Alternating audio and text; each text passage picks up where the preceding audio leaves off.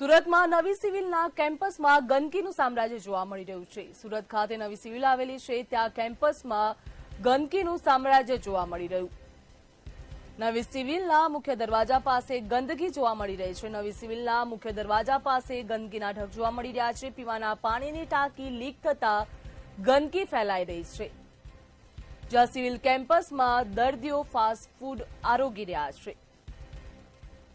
Fast ફૂડની લારીઓ ગંદકીમાં હોવાથી આરોગ્યનો પણ ખતરો જોવા મળી રહ્યો છે। ફાસ્ટ ફૂડની લારીઓ છે તે ગંદકીમાં છે, તેના કારણે આરોગ્ય લગતો પણ ખતરો જોવા મળી રહ્યો છે। મચ્છરજન્ય રોગોમાં હાલ વધારો જોવા મળી રહ્યો છે। કેમ્પસમાં અસામાજિક તત્વોનો અડ્ડો પણ જોવા મળી રહ્યો છે, જ્યાં કેમ્પસમાં દારૂની બોટલો અને આલ્કોહોલ નજરે પડ્યા છે।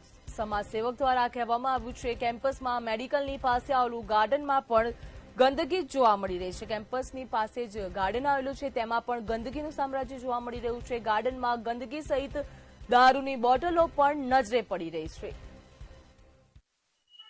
સ્વાસ્થ્યના મંદિર સમાન ન્યૂ સિવિલ હોસ્પિટલ લોકોના સુખાકારી માટે છે। માંદા લોકો અહીંયા આવતા હોય, પરંતુ ન્યૂ સિવિલના મેઇન ગેટ પર જે સાઈડો મેડિકલ આવેલી છે, એના ગાર્ડન પાસે જે રીતની આ તકલીફ દેખાઈ રહી છે, તે રીતના કચરો દેખાઈ રહ્યો છે, દારૂની બોટલો દેખાઈ રહી છે, તો અહીંયા ક્યાંક ને ક્યાંક હું માનું છું કે આવારા તત્વો દારૂ પીતા હોય છે। અહીંની સિક્યુરિટી ક્યાં છે, અહીંનું તંત્ર ક્યાં છે, અહીંના સુપ્રિન્ટેન્ડન્ટ ક્યાં છે, જેમનું કામ છે કેમ્પસ આખું ક્લીન રહે, સારું રહે, એનું ધ્યાન રહે, કોઈ આવારા તત્વો આવે નહીં, પોલીસ ક્યાં છે? આ તમામની જવાબદારી છે આ કેમ્પસને સ્વસ્થ અને સારું રાખવું, આવારા તત્વોથી બચાવવું।